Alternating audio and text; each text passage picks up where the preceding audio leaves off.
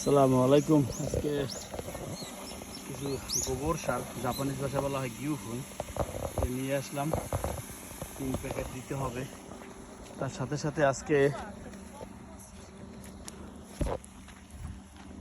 সাথে আজকে আবার কিছু চারা পাইলাম এক জায়গায়।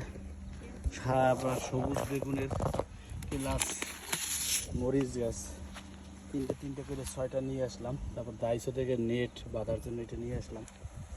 আজকে একটু গরম বেশি, কাজ করা যাবে না, তো